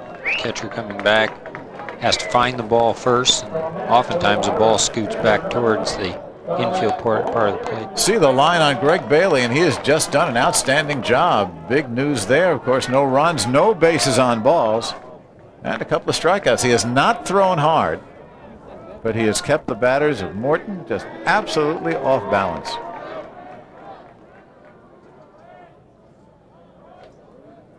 Biggest threat came in the 2nd inning, 2 on and 2 out. A pickoff on a delayed double steal ended that. And he has not allowed a run here into the 6th inning. Tries to come through the back door and finds it.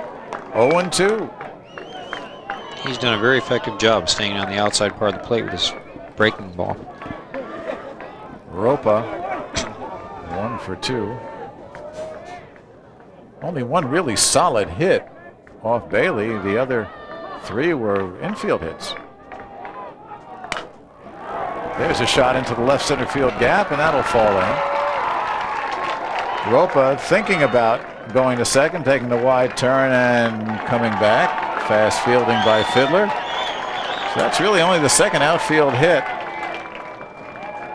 for the Potters. And it'll bring up Jason Albers, who's been held very much in control despite his 400 average down. You believe your average is down to 414? Yeah. Thank you, Paul O'Neill. Started at 423 coming into the night's game. And believe it or not, Ropa, 2 for 3 tonight, was hitless coming into this tournament. 1 out, 1 on. 1 strike count on Albers. Good fastball. Strike 2.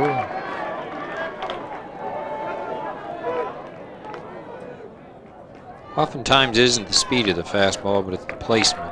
He's been doing a nice job of staying around the corners, working inside, outside. Just a little toss over there. Keeping the runner honest over at first. Kai Freeman, another outstanding junior pitcher who's won the previous 2 games, is warming up in the bullpen now for Joliet Catholic. To left field and high and short. Whitgrove can't corner.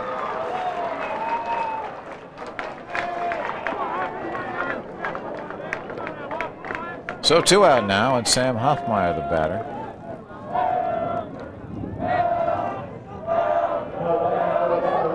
Thunder and lightning throughout the area. Can't remember the last time we had rain. And it's No, timing isn't very good on this. No. As we told you, the field was covered before the game as a quick throw over to first base. I bet they haven't had to use that tarp that much this year. Probably need to get out to clean it off.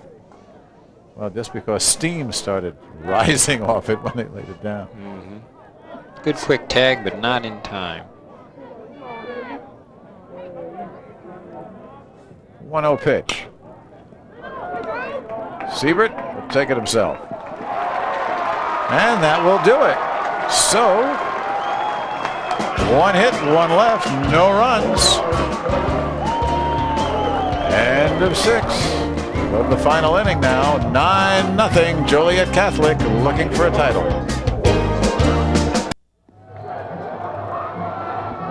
Joliet Catholic, their fans are very, very happy. You can see they have the commanding lead going into the last scheduled inning, and Morton has come on with its 3rd pitcher of the evening. Toby Finch, a junior, 6'1" pitcher, making his 6th appearance of the season. Decent record, good ERA, and not many walks, 9 strikeouts. So Finch seeing if he can hold him here and maybe have the offense get going finally. Good control pitcher. Only 4 walks in 22 innings. Not really a strikeout pitcher either.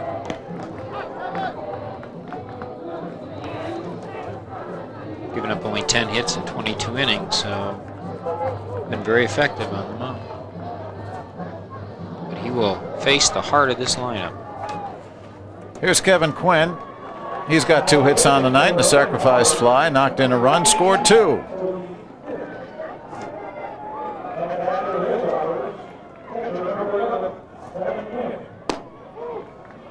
Pitch up high, ball 1. Looking to the last of the 7th scheduled hitters for Morton. Helmick, Brett Kelly, and second baseman Aaron Sullivan. And there's a strike, 1-1. 9-2 for Joliet Catholic. 0-5-3 the line for Morton. Off speed foul down the third base line.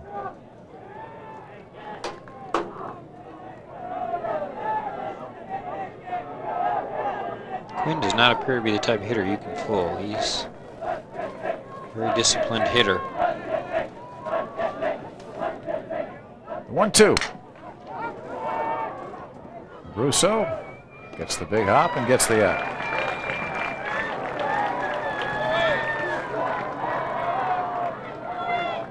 And if Morton can get this batter out, it'll be the first time all night. Joe O'Brien, single, a double, and a triple. Needs you-know-what for the you-know-what. A home run for the cycle. 3 runs batted in, giving him a team-leading total of 51 for the season. He has had himself an evening. The big cut, 0-1. He's going for that you-know-what. Yeah. Well, he's not going to get much help from the wind. It's blowing a little bit to right center. The power alley's 365. Off speed. Good choice of pitches there. Here you see O'Brien off balance, a little off on the front leg on the breaking ball.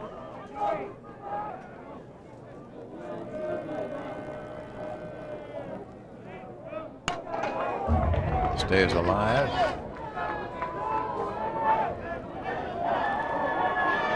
Jeremy Cook, while he was in there, pitched the 1 inning and did not give up a run.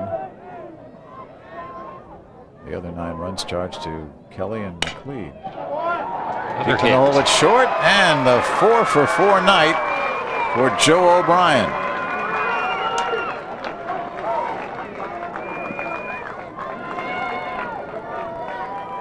Brings up Capista, the shortstop. Tony's got a hit in 2 official trips. Walked last time. Later came around to score.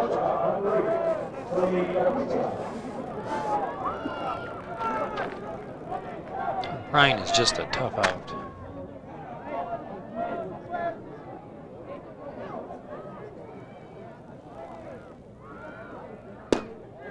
Yeah, the thing about this Joliet Catholic team, they don't lose that many ball players. No, they don't.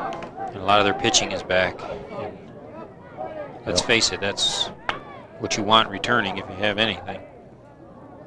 Woodgrove, of course, just a sophomore. Right. Pitch up high, 1-1.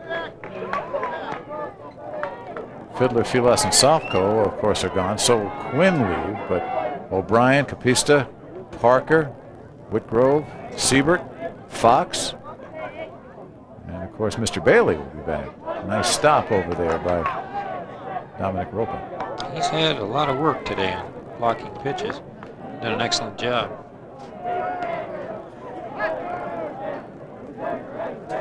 Morton, a team with a 330 team batting average coming into tonight, has been held to 5 hits, all singles.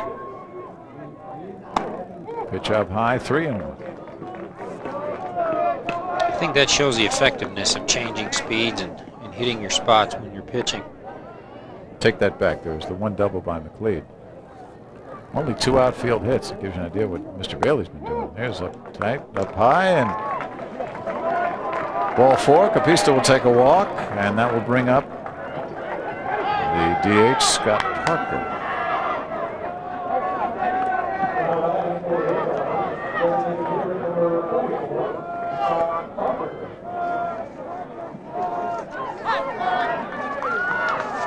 Morton sends Brett Grimm to warm up in the bullpen. Grimm had been up earlier, right-handed. Pitch is high.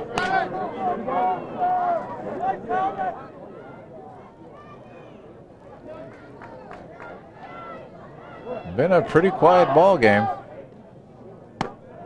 especially for Morton. Here comes the throw back, and way late. No problem for Mr. O'Brien. Of course, he hasn't had too many problems tonight, period. No. Finn's struggling with here with a bit of control. 4 walks all season in 22 innings, and getting behind in the count here and walking the preceding hitter. 1 out, 1st and 2nd. Now the count's even. There's a look at Brett Grimm. Warming up for Morton. Junior.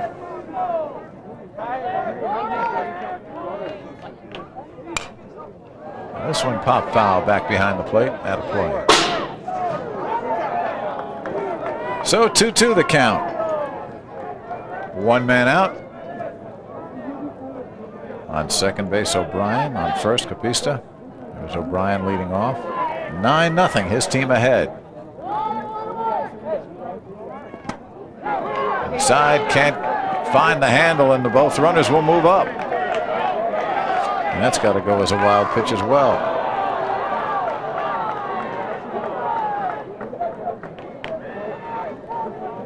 Again, Ropa did a good job blocking it, but didn't know how good a job he did. No. Ball, it looked like it came off him and then off the umpire and came in front of the plate. Kicked back into fair territory. So now with the count full, 3-2, the runners both in scoring position at second and third.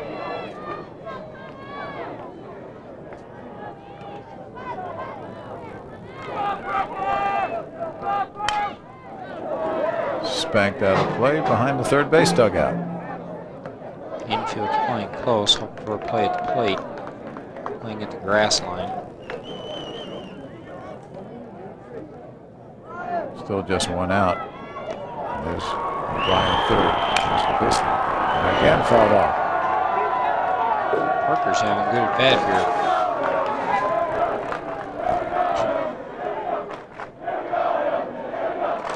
here. It's party time.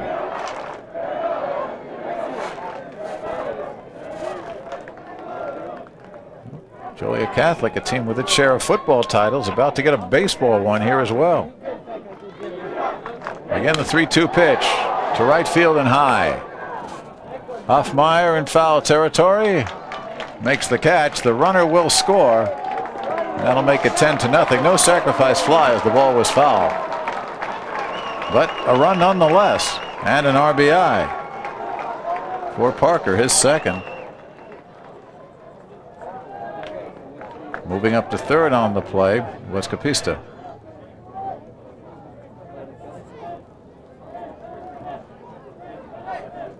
And it's a 10-0 ball game.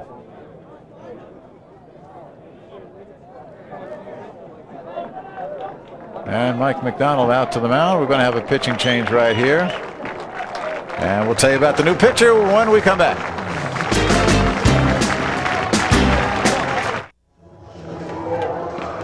All kinds of changes as Mike McDonald wants to get some of his players in to give them some action and exposure and opportunity in the championship game. There's junior right-hander Brett Grimm making his 7th appearance. 1-2 record with a 2.50 earned run average, trying to get the final out here in the top of the 7th inning.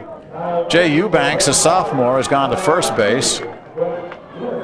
At shortstop, Mark Cooper, a senior, he has gone in to play in place of Brusso. And for Albers at third, Kent Berg, number 16, a sophomore, takes over there. Those 3 new infielders. There's Cooper. And there is Berg. And here is the first pitch from the new pitcher.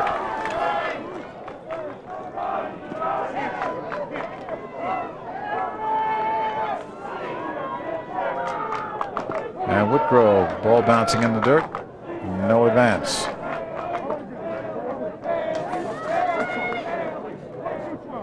Capiston at third base. He advanced on the foul fly to right field that scored Joe O'Brien with the 10th run. 2 men out here in the top half of the 7th inning. A very comfortable 10-0 lead for Joliet Catholic. Fouled away 1-2.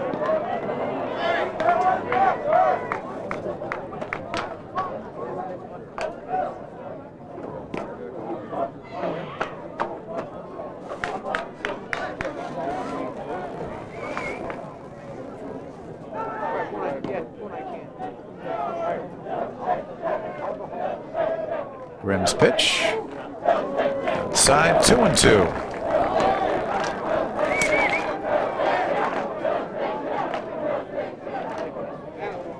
There you see Capista leading off third.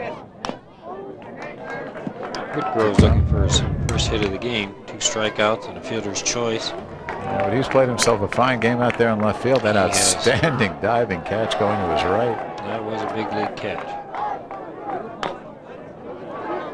Third base line into the dugout.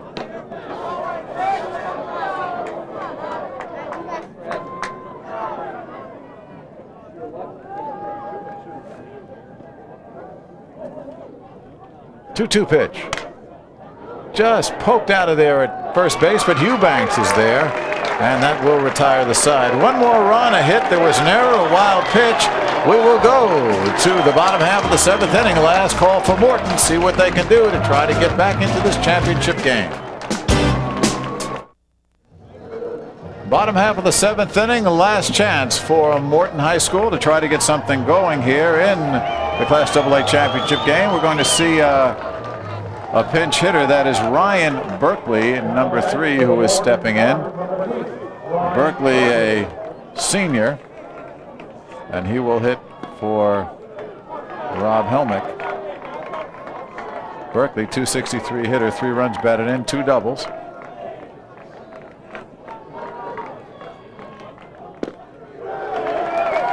And Mr. Bailey is pitching himself a fine ball game. He's only given up 5 hits. We told you only 2 of them got to the outfield. As nicely now as he was in the first. Nice, easy motion. He does. Letting it go. Good follow through. And 1, 2, 3, and sit down. Strikeout number 3. Here we see a pitch maybe out of the strike zone. Up. Yes, definitely goes for a high pitch. Can't catch up to it. Pinch hitter Dave Gundy, a junior, will be the next to face Bailey. Gundy, 2 doubles, a triple, a couple of home runs, 314 on the season. The senior fouls this one back right to us. Hello. Gundy came in and hit a pinch hit home run in the sectional finals for Morton. Actually, to end the ball game, give him the 10-run lead. Gundy is a junior, we should say, and he's up there with an 0-2 count.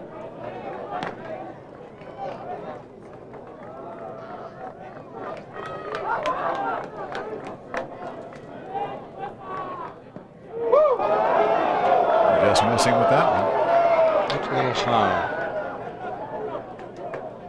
Bailey just saying, I'm throwing, you just try to hit it.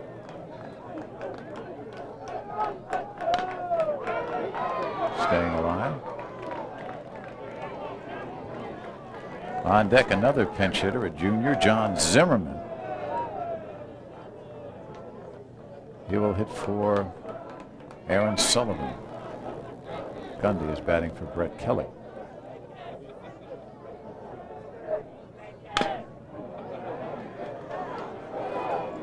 And foul toward the Morton dugout. 1 out, nobody on, 10-0 the score here. Joliet Catholic looking for its first baseball championship.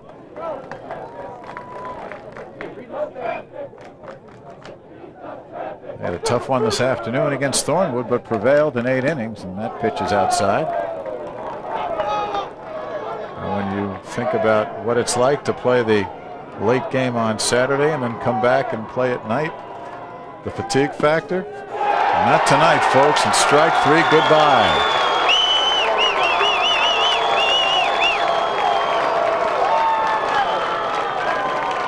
Here you see like a cut fastball, the inside half of the plate. Looked like a pretty good pitch. And here is John Zimmerman,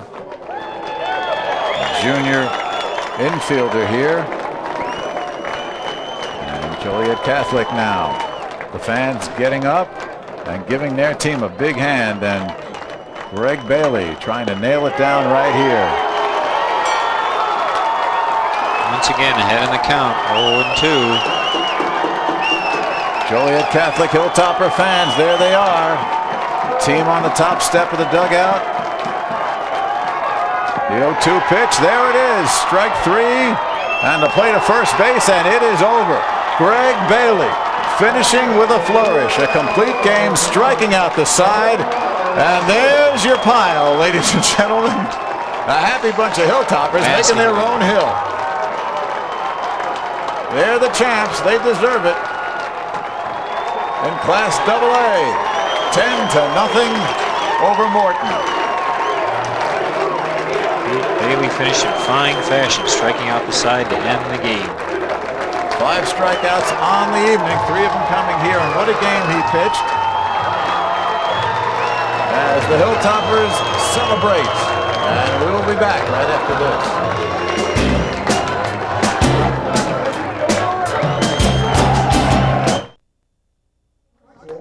Well, there's the story. It was a romp in the park for Joliet Catholic, salting away Morton, if you will, by a count of 10-0. 10-10-2 for the Hilltoppers. For the Potters, 0-5-3. As you see, Joliet Catholic, certainly known for its football championships, has now won its first in baseball. For Morton, certainly nothing to be ashamed of. An excellent finish.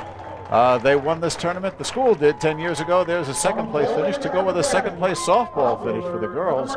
So it's been a good weekend for Morton High School. There'll be a nice ride down to Peoria. And there, Coach Joe Radagiro and his Hilltoppers. And they have it. They are the champions, my friend. 10-0, the final count in the final game. Well, Bill, what can you say? I mean, you take a look at the kind of pitching that they got from Greg Bailey. 4 for 4 hitting from Joe O'Brien with 4 runs batted in. Scott Parker, a couple of RBI. Mike Sopko with a big triple. Boy, this team put it together both at bat and in the field. Yes, they did. Bailey had a tremendous outing, showed a lot of composure all day, and you can't take anything away from O'Brien. 4 for 4, 3 RBIs, just a great day. Well, congratulations to Joe Radagiro and the Hilltoppers from Joliet Catholic High School.